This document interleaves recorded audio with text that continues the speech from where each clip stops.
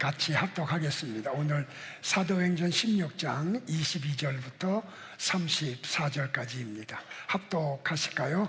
무리가 일제히 일어나 고발하니 상관들이 옷을 찢어 벗기고 때로 치라 하며 많이 친 후에 옥에 가두고 간수에게 명하여 든든히 지키라 하니 그가 이러한 명령을 받아 그들을 깊은 옥에 가두고 그 발을 착고에 든든히 채웠더니 한밤중에 바울과 실라가 기도하고 하나님을 찬송하며 죄수들이 듣더라. 이에 갑자기 큰 지진이 나서 옥토가 움직이고 문이 곧 다 열리며 모든 사람의 매인 것이 다 벗어진지라. 간수가 자다가 깨어 옥문들이 열린 것을 보고 죄수들이 도망한 줄 생각하고 칼을 빼어 자결하려 하거늘 바울이 크게 소리질러 이르되 네 몸을 상하지 말라 우리가 다 여기 있노라 하니 간수가 등불을 달라 하며 뛰어들어가 무서워 떨며 바울과 실라 앞에 엎드리고 그들을 데리고 나가 이르되 선생들이여 내가 어떻게 하여야 구원을 받으리까 하거늘 이르되 주 예수를 믿으라 그리하면 너와 네 집이 구원을 받으리라 하고 주의 말씀을 그 사람과 그 집에 있는 모든 사람에게 전하더라. 아멘. 죄송합니다. 그 밤 그 시각에 간수가 그들을 데려다가 그 맞은 자리를 씻어주고 자기와 그 온 가족이 다 세례를 받은 후 그들을 데리고 자기 집에 올라가서 음식을 차려주고 그와 온 집안이 하나님을 믿음으로 크게 기뻐하니라. 아멘. 자리에 앉으시겠습니다. 찬양 읽겠습니다.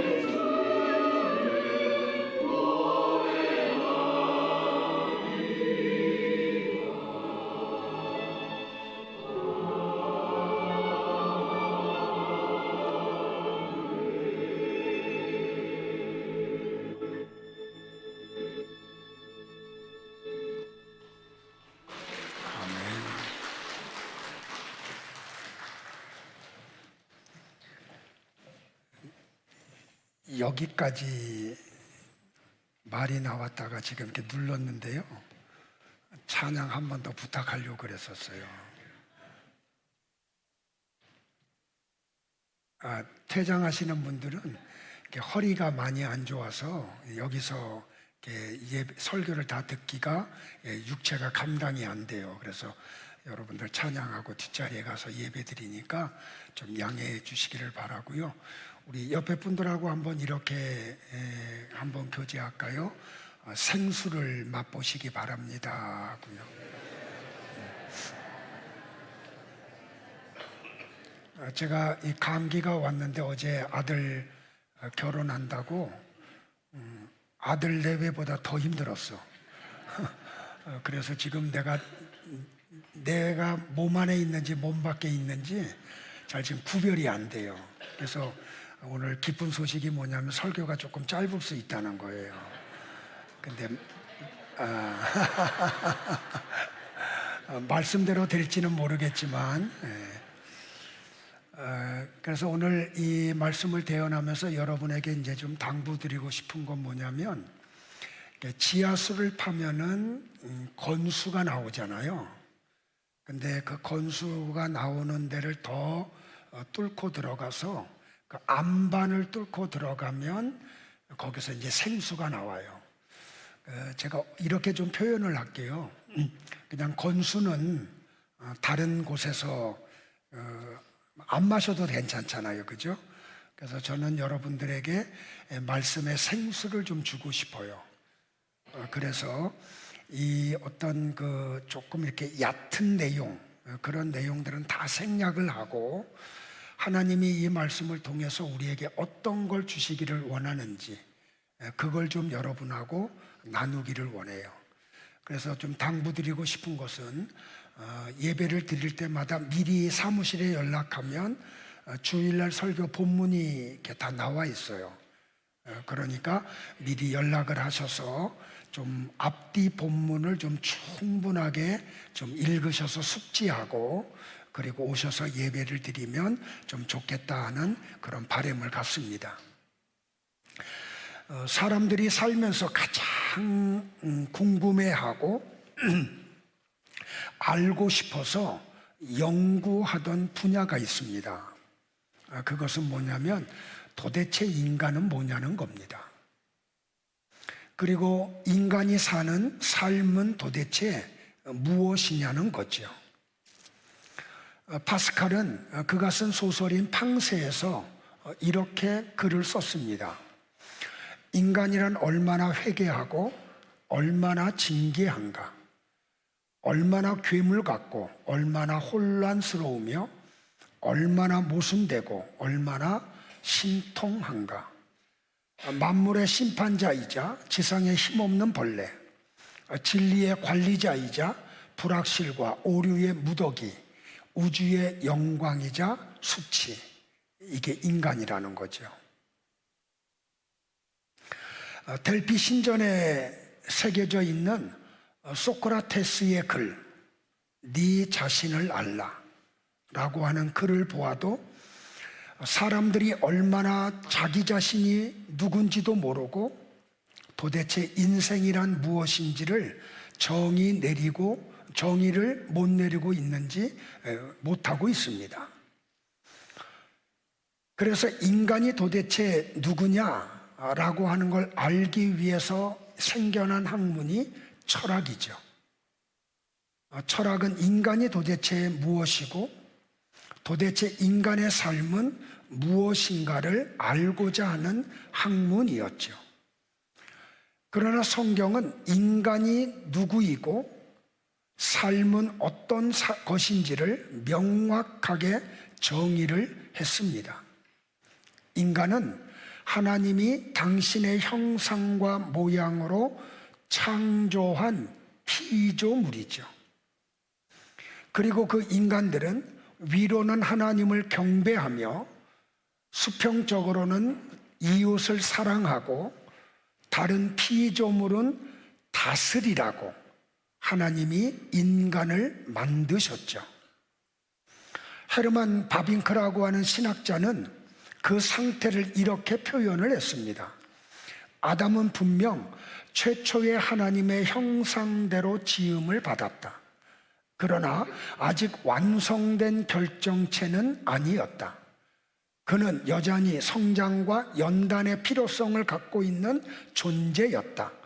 하나님은 인간이 불순종이 실제로 일어날 수 있는 상황에 직면하였을 때 기꺼이 그리고 자발적으로 하나님께 순종하는가를 확인하고 싶으셨다. 그래서 주어진 것이 선악과였다라고 말입니다. 그런데 이 첫사람 아담은 자유의지를 가지고 하나님의 시험에서 통과를 못하고 맙니다. 하나님의 말씀을 거역하고 죄가 인간 속에 들어오자 하나님의 형상과 모양이 파괴돼 버리고 말았죠. 변질되고 말았습니다. 그래서 올바른 관역을 쏴야 될 인간들이 엉뚱한 곳으로 화를 쏘기 시작을 했죠. 그 대표적인 게 하나님을 경배해야 될 인간들이 하늘과 땅과 바다에 있는 것들을 형상화해서 우상으로 섬기기를 시작했습니다. 이웃을 사랑해야 될 인간들이 다른 사람들을 이용하고 밟는 존재들이 되고 말았죠. 그리고 이 타락한 인간들은 피조물을 다스려야 함에도 불구하고 자기의 이익을 위해서 땅을 착취하기 시작을 했습니다. 이렇게 타락한 인간들은 마귀의 자녀들이 되고 말았습니다. 그래서 인간들은 태어나면서부터 하나님을 모르기도 하고 하나님을 모르기 때문에 대적하기도 하고 싫어하게 되었습니다. 하나님은 그런 인간들을 향해서 진노를 하시죠. 그 하나님의 속성 가운데 하나인 공의가 죄에 대해서는 진노하게 되어 있어요. 그런데 하나님은 그렇게 타락하고 엉뚱한 곳으로 화살을 쏘는 인간들 가운데 어떤 사람들을 선택하셔서 당신의 형상과 모양을 회복시키기로 작정을 하셨습니다. 그 하나님의 작정에 의해서 바울과 실라를 빌립보로 보내셨고, 빌립보에서 귀신 들린 여자아이 속에 있는 귀신을 쫓아냄으로 인해서 바울과 신라는 감옥에 갇히게 됩니다. 선한 일을 하고 좋은 일을 했음에도 불구하고 감옥에 갇혀 있는 바울과 신라는 그런 하나님을 원망하고 불평하지 않았죠. 오히려 감옥에서 그리스도의 남은 고난을 자기의 육신에 채워주시는 그 하나님의 은혜를 찬양하고 감사하며 기도를 드렸습니다. 그러자 옥토가 흔들리고 착고가 풀어지며, 그리고 그걸로 인해서 간수가 자결을 하려고 할 때 바울과 신라가 그에게 이야기를 하죠. 우리가 도망간 줄로 생각을 하고 자살하지 말라고. 우리는 착고가 풀어지고 옥문이 열렸어도 여기 그대로 있다고.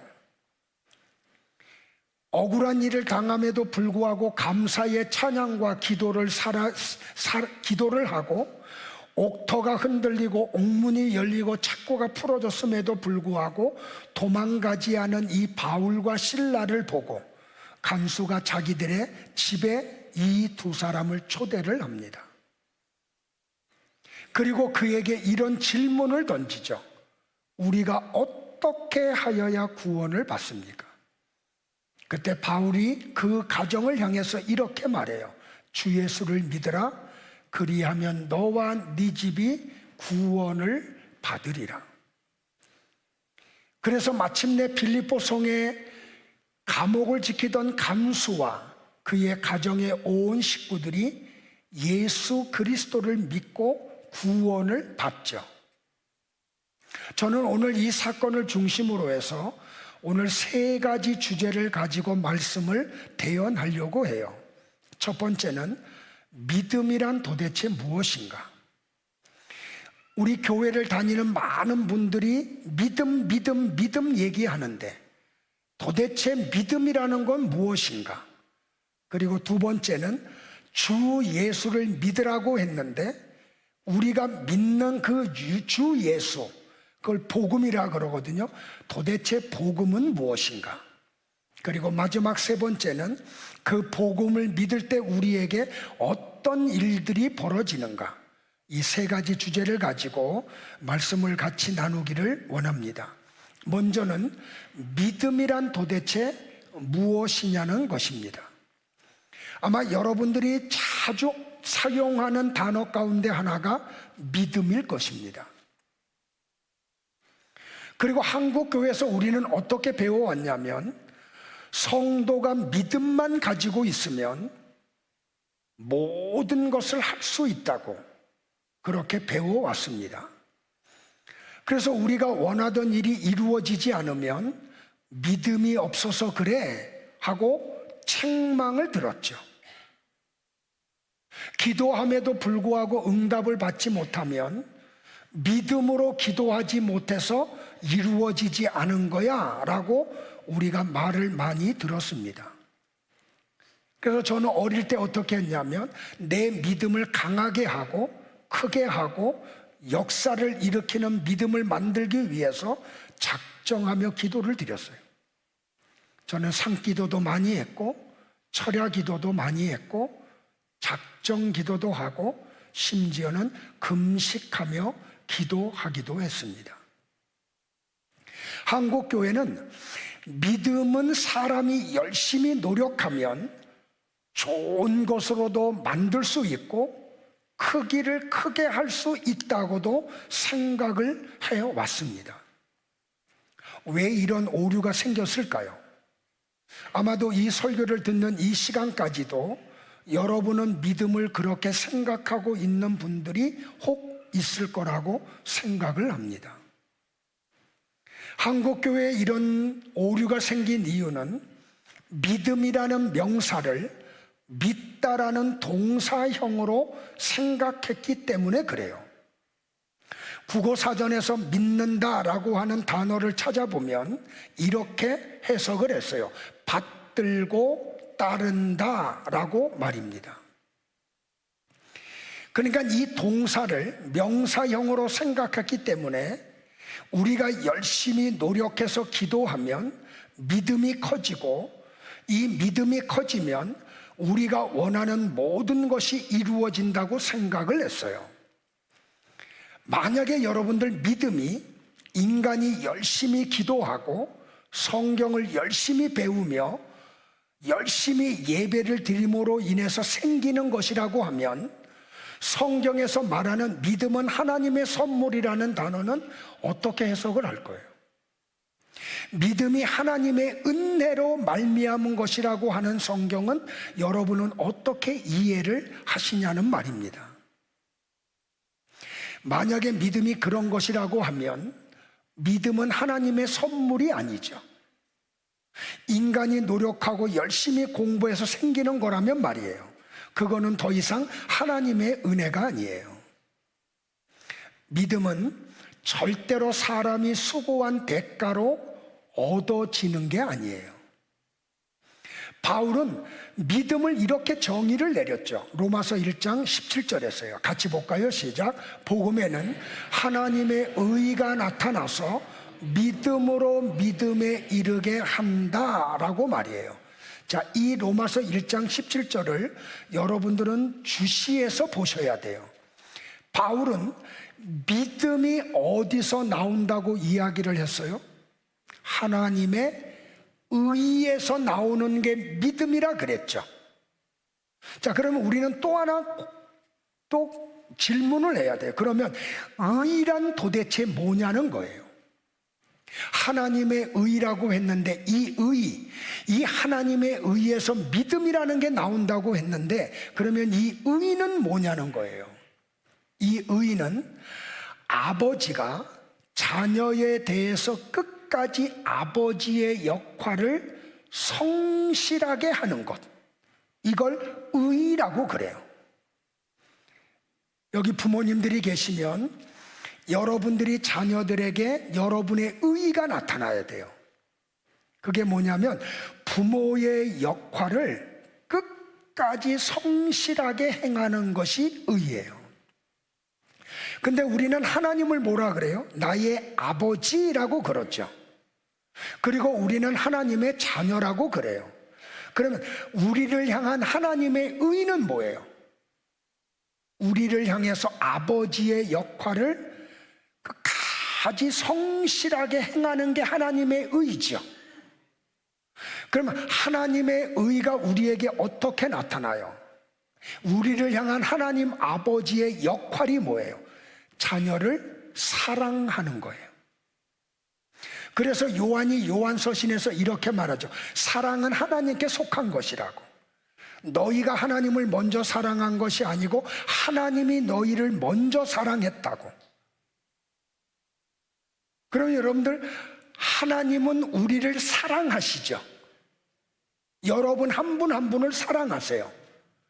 여러분이 어떤 반응을 하는 것과 관계없이 여러분을 향한 하나님의 사랑은 변함이 없어요. 흔들림이 없어요. 크기가 줄어들지도 않아요. 왜? 하나님은 우리의 아버지이시기 때문에. 그래서 우리 하나님 아버지는 자녀인 우리를 향해서 사랑을 성실하게 끝까지 행해 주세요. 이게 하나님의 의예요. 하나님의 은혜를 성실하게 행해 주세요. 우리가 혹 범죄를 해도 진짜 자녀를 향한 하나님의 은혜는 사라지지 않아요. 왜? 우리 하나님은 아버지이시기 때문에. 그 하나님의 의가 우리에게 성실히 나타나요. 하나님의 우리를 향한 사랑과 하나님의 우리를 향한 은혜가 끝까지 변함없이 쏟아져요. 그 하나님의 의가 우리에게 쏟아질 때 우리에게 나타나는 게 뭐예요? 믿음이 나타나요. 믿음은 이렇게 주어지는 거예요. 그러니까 믿음이라는 것은 인간들이 열심히 기도하고 열심히 헌신하고 열심히 예배를 드림으로 우리 속에서 생성되는 게 아니에요. 하나님의 아버지 되심이 우리에게 성실하게 이루어질 때, 그 하나님의 의가 우리에게 나타날 때 우리에게서 반대급부로 일어나는 게 뭐냐면 믿음이에요. 그러니까 내게서 믿음이 나타나면 하나님의 사랑이 우리에게 전제 조건으로 쏟아졌다는 거죠. 내게서 믿음이 나오면 하나님의 은혜가 우리에게 먼저 부어졌다는 걸 이야기해요. 그러니까 믿음은 인간에게서 시작되는 게 아니에요. 하나님에 의해서 시작이 되고 하나님에 의해서 성장이 되고 하나님에 의해서 완성이 되는 거예요. 이게 궁금하신 분들은 우리 1월, 2월 달에 설교했던 구원론에서 믿음에 대한 내용, 아브라함에 대한 내용을 유튜브에서 찾으셔서 들으시면 이게 뭔 말인지 정확하게 알게 될 거예요. 그러니까 믿음은 하나님에게서 출발해요.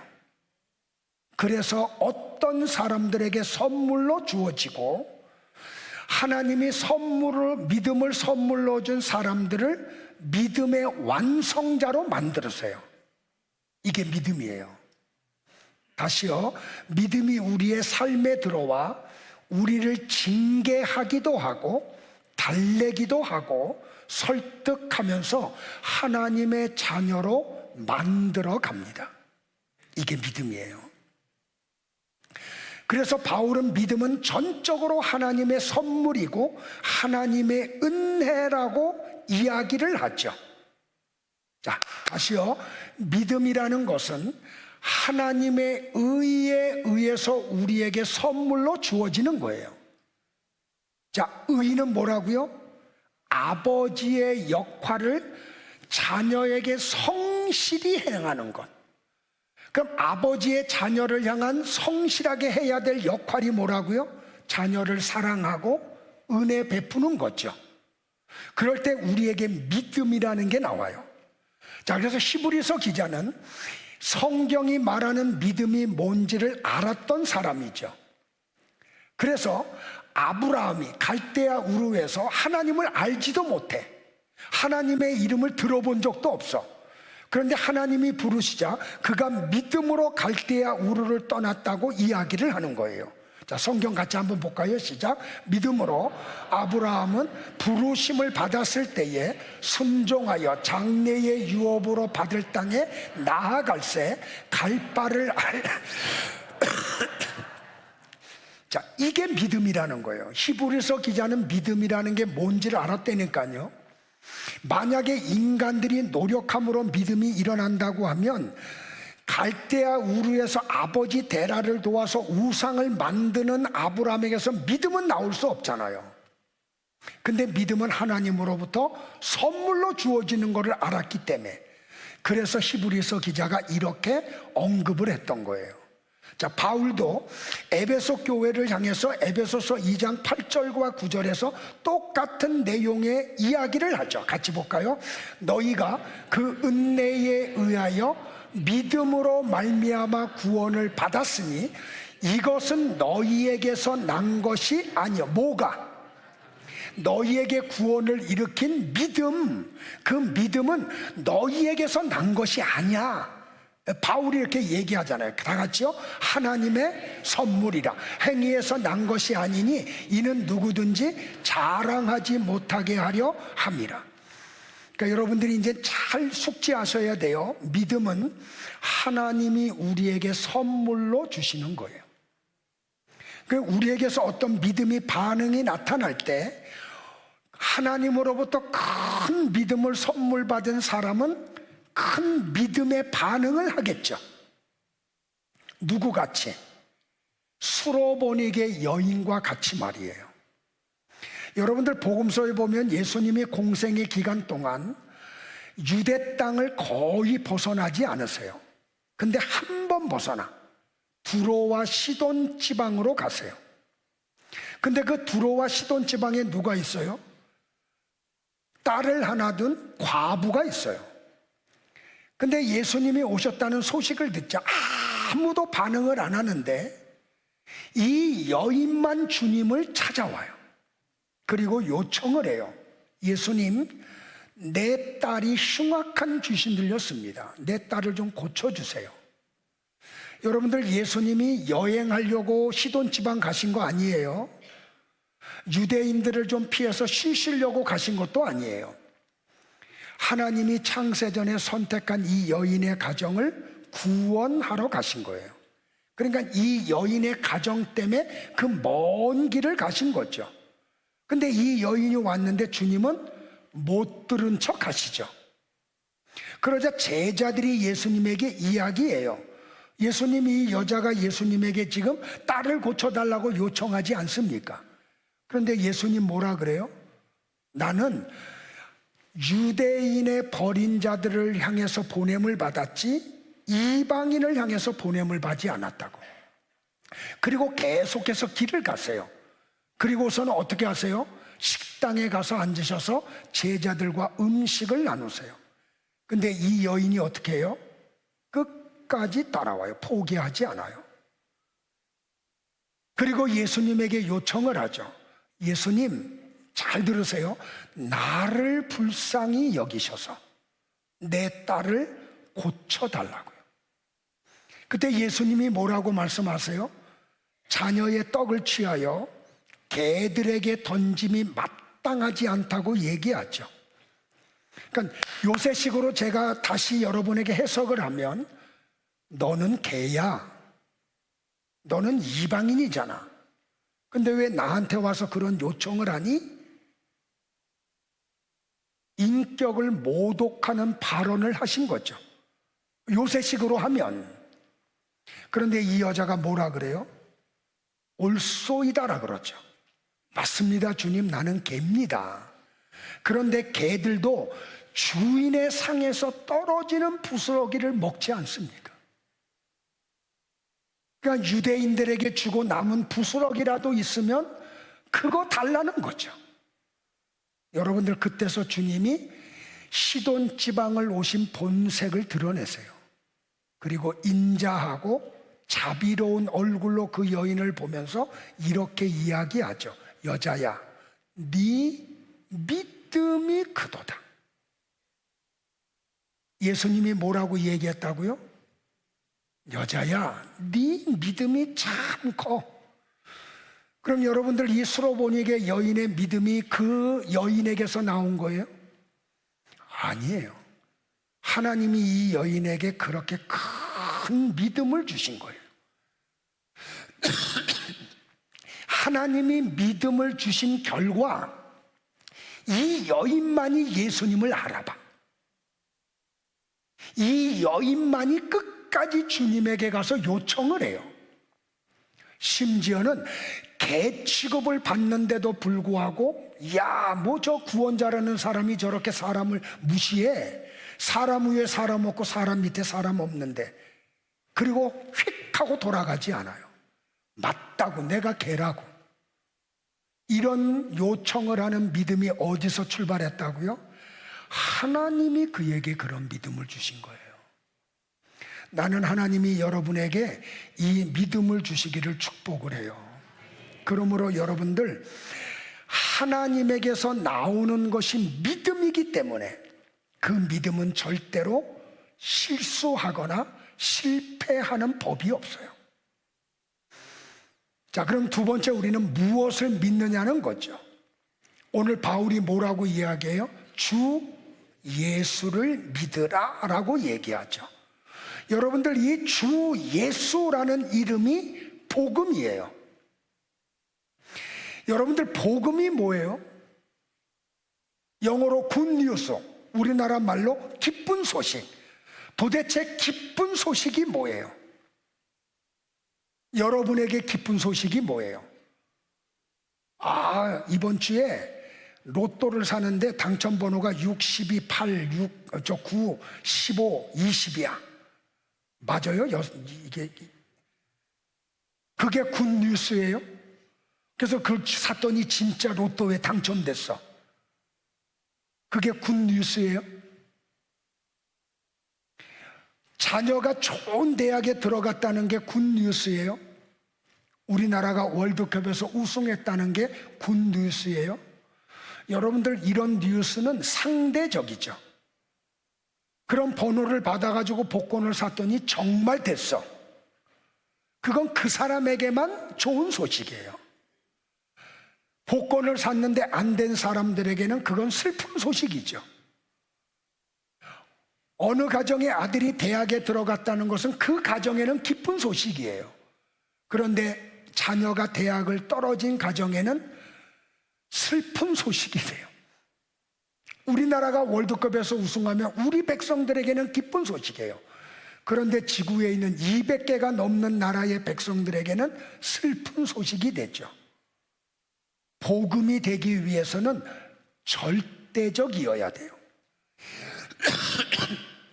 이 지구에 존재하는 모든 사람들에게 기쁜 소식이 돼야 돼요.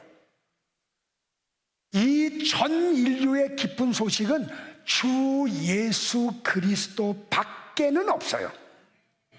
그래서 모든 인류의 기쁜 소식인 예수님을 복음이라고 이야기하는 거예요. 자, 성경은 복음을 믿는 사람들을 뭐라고 이야기해요? 성도, 그리스도인이라고 이야기를 하죠. 자, 보세요, 여러분들. 좋은 소식이 들렸어. 복음이. 그 복음이 뭐라고요? 예수 그리스도. 그런데 그 예수 그리스도라는 소식이 나와 관계가 돼야 비로소 복음이 되죠. 자, 예수님이 구원자야. 너희들의 죽은 영혼을 살려내고 천국으로 데려간 유일한 길이야. 근데 이 소식이 들렸는데 나와 아무 관계가 없어. 그러면 그거는 복음이에요? 아니에요? 그건 더 이상 복음이 되지 않아요. 자, 잘 들으세요. 그래서 예수 그리스도가 나에게 기쁜 소식, 복음이 되기 위해서는 반드시 뭐가 나와야 되냐면 믿음이라는 게 나와야 돼요. 내게서 믿음이라는 게 나와야 예수님의 구원자라는 효력이 내게서 나타나잖아요. 근데 이 믿음은 누구에게서 주어진다고요? 하나님으로부터 선물로 주어진다고요. 그러니까 우리가 구원받고 싶다고 구원받는 것도 아니고 우리가 안타까워한다고 되는 게 아니에요. 자, 미국 장로교회 목사이시고 미국의 제2차 부흥운동, 영적 대각성 운동을 일으켰던 지도자이며 현대교회의 놀라운 부흥운동의 아버지였던 목사님 한 분이 있어요. 여러분들도 들어보셨을 거예요. 찰스 피니 목사님이에요. 그 찰스 피니 목사님이 이렇게 글을 써서 설교를 하신 적이 있어요. 죄인들에게 복음을 믿어야 한다는 충고를 해야 한다. 여기서도 역시 죄인들에게 믿음을 설명해 주어야만 하며 무엇이 믿음이며 무엇이 믿음이 아닌가를 알려주어야 한다. 죄인들에게 복음을 믿으라고 하면 10중 8구는 이렇게 말한다. 나는 복음을 믿습니다. 여러분들도 다 그렇게 이야기를 하죠. 교회 다니는 모든 사람들이 다 이렇게 대답을 해요. 그런데 잘 들으세요. 사실은 그가 지금까지 복음이 진리라는 사실을 인정하게끔 교육을 받아왔을 뿐 그가 복음을 믿지 않으며 믿음에 대한 증거를 전혀 알지 못하며 결국 그의 믿음은 증거가 따르지 않는 인정에 불과한 것이다. 이상하게도 그들은 자기들이 믿고 있다는 생각에서 스스로를 기만하고 있다는 사실을 알지 못한다. 그들에게 자기들이 믿지 않고 있다는 것을 알려주기란 가장 어려운 일 중에 하나이다. 내 얘기 아니에요. 미국의 대영적 각성 운동을 일으켰던 찰스 피니 목사님이 하신 말씀이에요. 그래서 어떤 사람들은 이런 이야기를 하죠. 많은 사람이 믿음으로 구원을 받는 것이기 때문에 믿기만 하면 천국에 간다고요. 심지어 어떤 사람들은 이런 생각까지 해요. 구원은 믿음으로 받고 상금은 행함으로 받기 때문에 하나님의 말씀에 순종하지 못하고 죄 가운데 살아도 천국에 갈 수 있다라고 말이에요. 이것은 성경이 말하는 믿음이 무엇인지를 모르는 데서 나오는 오해인 것이죠. 저는 오늘 성경에서 3군데를 발췌해 올 거예요. 그리고 이 3군데를 보면서 자기는 예수님을 믿는다고 하는데 구원받지 못한 사람들, 자기에게는 믿음이 있다고 하는데 하나님과는 전혀 관계없는 사람들을 성경이 이야기한 내용을 3군데서 발췌해 올게요. 자, 먼저 요한복음을 볼게요. 조금 길지만 같이 한번 합독을 합니다. 요한복음 8장 31절부터 44절이에요. 에어컨 한두 개 좀 틀어줄래요? 나 때문에 다 끄지 말고. 예, 덥지 않아요? 조는 분들이 몇 분이 생겨서 얘기하는 거예요. 에어컨 좀 틀어주라고. 나 상관하지 말고. 나는 가서 또 기침하면 되니까. 자, 말씀이 중요해요. 다 같이 봐요. 잘 따라오셔야 돼요. 시작. 그러므로 예수께서 자기를 믿은 유대인들에게, 자 보세요. 누가 지금 말씀하시는 거예요? 예수님이. 근데 자기를, 누구를 믿었어요? 그럼 이 사람들이 예수님을 믿었다는 유대인들이 있는 거죠. 예수님이 자기를 믿는 유대인들에게 지금 말씀을 하시는 거예요. 자, 뭐라고 말씀해요? 다 같이 너희가 내 말에 거하면 참으로 내 제자가 되고 진리를 알지니 진리가 너희를 자유롭게 하리라. 자, 예수님이 이렇게 말씀을 하시니까 예수님을 믿는다는 유대인들이 예수님의 그 말씀 앞에 이렇게 답변을 하죠. 다 같이요. 시작. 우리가 내가 기침해도 여러분들이 읽어. 자, 다 같이 시작. 우리가 아브라함의 자손이라 남의 종이 된 적이 없거늘 어찌하여 우리가 자, 여기까지. 그러니까 예수님을 믿는다는 유대인들에게 예수님이 이렇게 말씀을 하니까, 야, 내 말이 너희 안에 있고 너희가 진리를 알으면 너희가 자유롭게 돼. 그랬더니 유대인들이 하는, 예수님을 믿는다는 유대인들이 하는 말이에요. 야, 우리가 아브라함의 자손이야. 남의 종이 된 적이 없는데 뭘 진리를 알면 자유롭게 된다고 말을 해. 그러자 예수님이 그들에게 다시 말씀을 해요. 너희에게, 시작, 너희에게 이르노니 죄를 범하는 자마다 죄의 종이라. 종은 영원히 집에 거하지 못하되 아들은 영원히 거하나니, 그러므로 아들이 너희를 자유롭게 하면 너희가 참으로 자유로우리라. 나도 너희가 아브라함의 자손인 줄 아노라. 예수님의 이 말씀은 뭐냐면, 그래, 내가 혈통적으로 너희들이 아브라함의 자손이라는 건 나도 알아, 이 말이에요. 근데 보세요 여러분들, 시작, 그러나 내 말이 너희 안에 있을 곳이 없으므로 나를 죽이려 하는도다. 잘 보세요. 내 말 아니에요 여러분들, 예수님 말씀이에요. 그러니까 지금으로 말하면 교회 다니는 사람들이에요. 지금 예수님의 이 대화 상대자들이, 그들은 자기들 스스로 예수님을 믿는다는 사람들이에요. 그래서 예배를 드리고 기도를 하고 헌금을 하고 하나님께 영광 돌리는 일들을 하죠.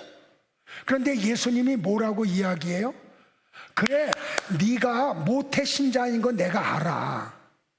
그런데 내 말이 너희 안에 있을 곳이 없어. 이 말은 무슨 말이에요? 내 말이 너희 속에 없어, 이 말이에요. 자, 이 유대인들은 구약 성경 갖고 있다니까요. 토라의 박사들이라니까요. 지금 여러분들이 교회를 나온다니까요. 설교를 듣는다니까요. 집에서 성경을 읽는다니까요. 연구한다니까요. 근데 그런 사람들에게 예수님이 뭐라고 지금 말을 해요? 내 말이 너희 안에 있을 곳이 없어.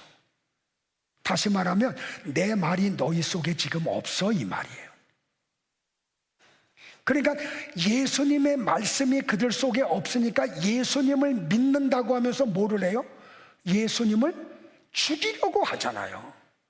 그러니까 예수님을 믿는다는 말과 그들 속에서 나타나는 현상이 일치가 되어 이율배반적이에요. 이율배반적이에요. 잘 들으셔야 돼요. 자, 계속 볼까요? 나는, 시작, 나는 내 아버지에게서 본 것을 말하고 너희는 너희 아비에게서 들은 것을 행하느니라. 지금 예수님이 뭐라 그래? 나의 아버지와 너희들의 아버지가 달라, 이렇게 얘기하는 거죠. 아니, 그들이 예수님을 믿으면 예수님의 아버지와 그들의 아버지가 하나가 돼야 되잖아요. 근데 예수님은 뭐라? 내 아버지와 너희들의 아버지는 달라. 그러자 그들이 대답하죠. 넘기세요. 시작. 우리 아버지는 아브라함이라 하니, 예수께서 이르시되 너희가 아브라함의 자손이면 아브라함이 행한 일들을 할 것이거늘 너희는 너희 아비가 행한 일들을 하는도다. 대답하되 우리가 음란한 데서 나지 아니하였고 아버지는 한 분뿐이시니 곧 하나님이시로다. 예수께서 이르시되 하나님이 너희 아버지였으면 너희가 나를 사랑하였으리니 이는 내가 하나님께로부터 나와서 왔음이라. 나는 스스로 온 것이 아니요 아버지께서 나를 보내신 것이니라. 어찌하여 내 말을 깨닫지 못하느냐? 이는 내 말을 들을 줄 알지 못함이로다. 너희는 너희 아비 마귀에게서 났으니, 예수님이 아예 이제 노골적으로 대놓고 얘기하죠. 야, 너희들의 아비는 누군지 알아? 마귀야. 대놓고 얘기했다니까요. 자, 계속 볼까요? 시작. 너희 아비의 욕심대로 너희도 행하고자 하느니라. 그는 처음부터 살인한 자요 진리가 그 속에 없으므로 진리에 서지 못하고 거짓을 말할 때마다 제 것으로 말하나니 이는 그가 거짓말쟁이요 거짓의 아비가 되었습니다. 여러분들 이렇게 성경 읽어보니까 어떤 생각이 드세요? 교회 다니는 것으로 만족하면 되겠어요? 안 되겠어요? 여러분은 하나님으로부터 믿음을 선물로 받으셔야 되고, 이 믿음으로 성경을 읽으셔야 되고, 이 믿음으로 설교를 들으셔야 돼요. 그래서 여러분들 속에 하나님의 말씀이 들어가셔야 돼요. 간혹 가다가 어떤 분들이 그런 얘기 하거든요. 우리 목사님 설교 너무 어렵다고. 참 이상하죠, 그죠? 저 성경 얘기하는데 여러분의 아버지가 하나님이시고 여러분이 하나님으로부터 믿음을 선물로 받았으면 제 설교가 어려울 수가 없어요. 너무 재미있죠. 너무 쉬워요. 제가 하는 얘기 뭐 있나요? 다 예수님 얘기밖에 없는데. 깊이 있게 생각하세요. 자, 두 번째 사람 한번 찾아가 볼까요? 사도행전 8장 12절로부터 21절에 나와요. 이 성경을 계속 읽을게요. 같이 볼까요? 시작. 빌립이 하나님 나라와 및 이름에 관하여 전도함을 그들이 믿고 남녀가 다 세례를 받으니 시몬도 믿고 세례를 받은 후에 전심으로 따라. 여기 보세요. 빌립 집사님이 사마리아에 가서 복음을 전했어요. 그랬더니 어떤 사람들이 일어났냐면 빌립이 전하는 예수 그리스도를 믿고 남녀가 세례를 받았어요. 자, 예수님을 믿고 세례를 받은 사람 가운데 누가 있었어요? 시몬이라는 사람이 있었어요. 근데 이 사람은 더 열심히였어. 그래서 빌립을 마음을 다해서 따라다녔어요. 그래서 빌립 집사님을 통해서 나타나는 표적과 능력을 보고 놀랐어요. 자, 사마리아에 이런 역사가 있다는 소식을 예루살렘에 있는 사도들이 듣고 사마리아의 베드로와 요한을 파견을 해요. 자, 그래서 베드로와 요한이 와서 그들을 위하여 성령 받기를 위해서 기도했어요. 그런데 그 사마리아 사람들이 예수님을 믿고 세례는 받았는데 성령을 받은 사람은 한 사람도 없어요. 이거는 요한복음 20장, 21장, 사도행전 1장, 2장을 강해한 내용을 들으신 분들은 지금 베드로가 하는 이 말이 무슨 말인지를 알아들을 거예요.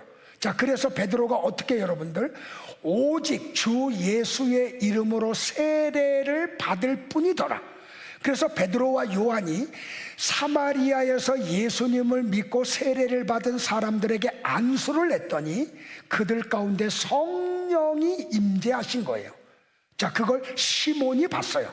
자, 다 같이 시작. 시몬이 사도들의 안수로 성령 받는 것을 보고 돈을 들여 이르되 이 권능을 내게도 주어 누구든지 내가 안수하는 사람은 성령을 받게 하여 주소서 하니 베드로가 이르되 네가 하나님의 선물을 돈 주고 살 줄로 생각하였으니 네 은과 네가 함께 망할지어다.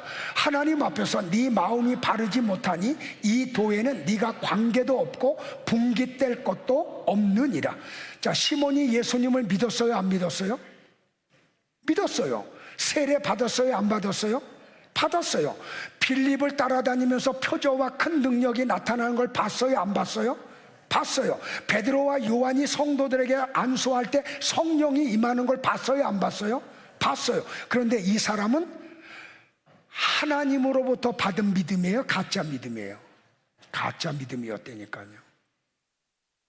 그런데 그게 일시적으로 현상적으로 나타나.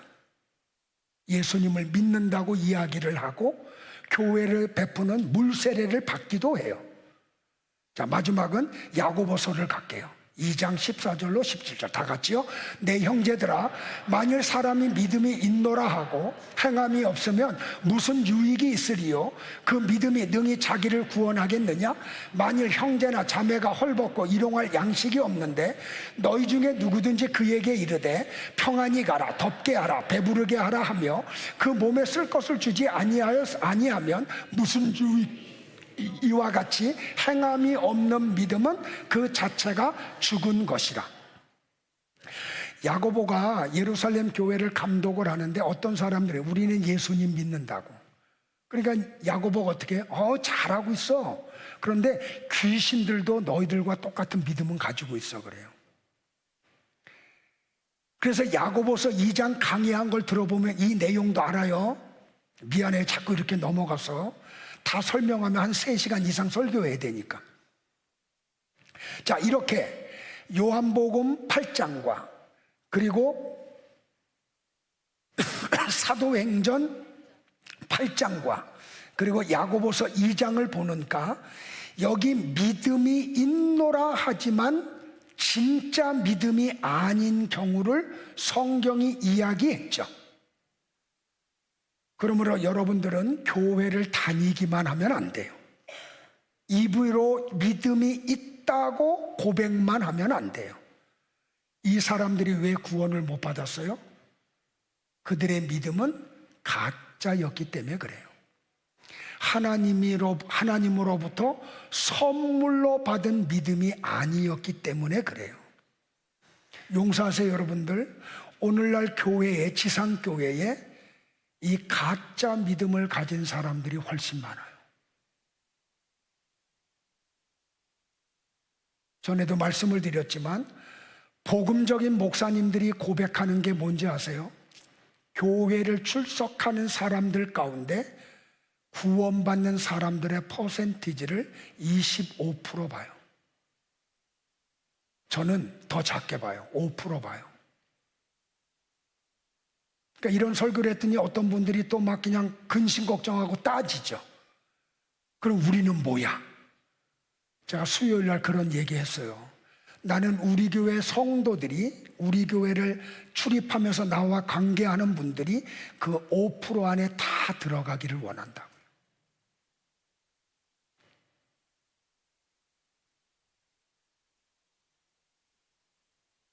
그래서 여러분들은 기도해야 돼요. 하나님, 나를 불쌍히 여겨달라고. 우리 가족 식구들을 불쌍히 여겨달라고요. 여러분들, 감리교를 시작한 존 웨슬리 목사님이 이런 말을 했어요. 내 얘기 아니에요. 마귀가 교회의 믿음 대신에 정말 믿음 같아 보이고 믿음같이 들려서 극소수의 사람만이 구별해낼 수 있는 대용품을 주었다고요. 극소수의 사람만이 구별할 수 있는 걸 마귀가 교회 안에 가득히 심어놨다는 거예요. 나는 여러분 전체가 그 극소수의 사람들이 되기를 축복을 합니다. 사도 요한이 요한복음 1장 12절에서 이렇게 말을 했죠. 다 같이 볼까요? 시작. 영접하는 자, 곧 그 이름을 믿는 자들에게는 하나님의 자녀가 되는 권세를 주셨다고요.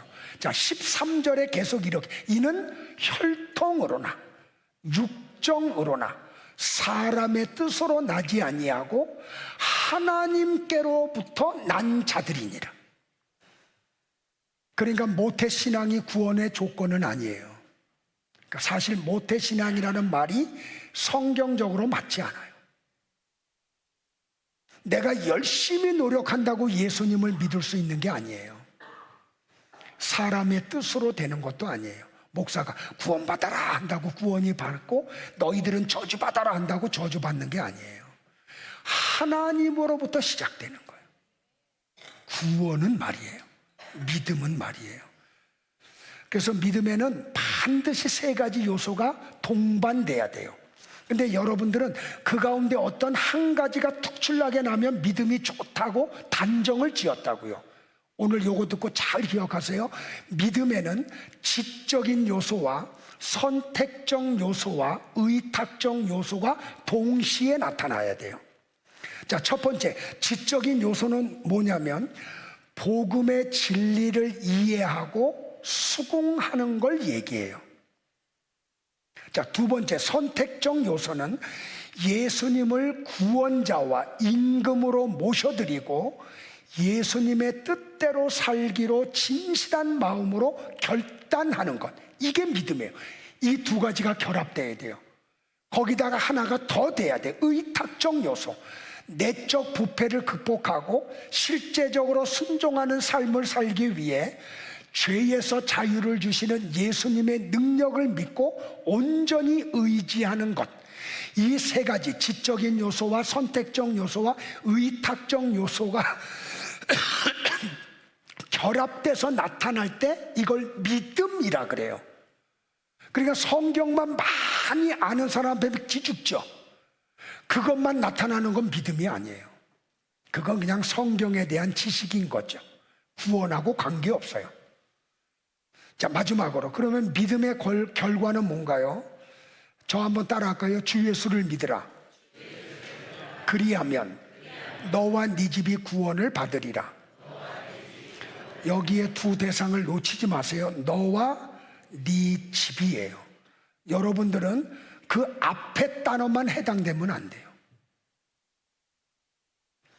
그러니까 누구든지 믿음을 선물로 받아서 예수님이 나의 구원자를 믿으면 구원을 선물로 받는 거죠. 근데 사람들이 어떻게 얘기한, 사람들은 타락한 이후에도 죄를 지을 수도 있고 안 지을 수도 있는 중간 지대에서 태어난다고 생각하는 사람들이 많아요. 그래서 죄를 안 짓고 선을 선택하면서 살 수 있다고 이야기를 해요. 그걸 뭐라 그래요? 자유의지라고 얘기해요. 여러분들 착각하지 마세요. 자유의지는 첫사람 아담이 타락하기 전까지만 가지고 있었어요. 그 이후에는 모든 인간에게서 자유의지가 사라졌어요. 그래서 모든 인간은 죄 가운데서 태어나요. 보세요. 내가 둘째 손녀딸이 태어났는데 얼마 전에 100일이 지났어요. 근데 이 애를 안으면, 눈동자를 들여다보면 하얀 쌀에다가 서리태를 놓고 밥한 것 같아. 눈동자가, 하얀 동자가 얼마나 맑은지 몰라요. 그리고 이 검은 동자가 그냥 동그랗지 않고 이렇게 하얀 동자에 약간 서리태가 이렇게 조금 하듯이, 그래서 그냥 악은 요만큼도 없는 것 같아. 속지 마세요. 갓난 아기도 죄악 중에서 태어나요. 걔네들도 다 죄인이에요. 눈을 보고 속으면 안 돼요. 그래서 다윗이 시편 51편 5절에서 뭐라고 고백해요? 다 같이 고백할까요? 내가 죄악 중에 출생하였으며 모친이 죄 중에 나를 잉태하였나이다 라고 고백을 하죠. 그러니까 한 사람 아담으로 말미암아 죄가 세상에 들어오고 한 사람 예수 그리스도로 말미암아 구원이 이루어져요. 그걸 바울이 고린도전서 15장에서 이야기하죠. 같이 볼까요? 시작. 사망이 한 사람으로 말미암았으니 죽은 자의 부활도 한 사람으로 말미암는도다. 아담 안에서 모든 사람이 죽은 것 같이 그리스도 안에서 모든 사람이 삶을 얻으리라. 할렐루야. 말씀 정리할게요.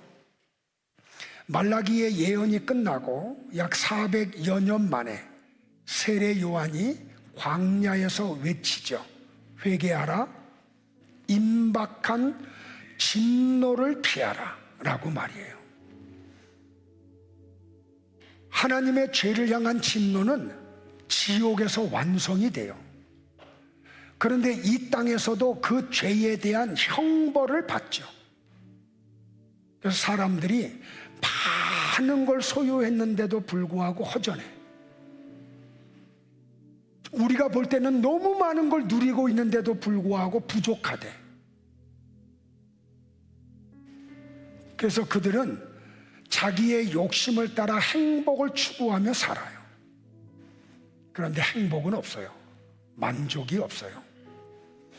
계속해서 욕심을 따라 살다가 마지막 날 지옥에서 영원한 형벌을 받고 말아요. 여러분들, 나와 여러분이 예수님을 믿기 전에 상태가 바로 이런 상태였어요. 하나님이 버젓이 살아계심에도 불구하고 우리는 하나님을 몰랐어요. 하나님이 안 계시다고 생각했어요. 그래서 우리 마음대로 말하고 마음대로 행동을 했어요. 그러면 우리는 영원한 지옥에서 영원한 형벌을 받는 거죠.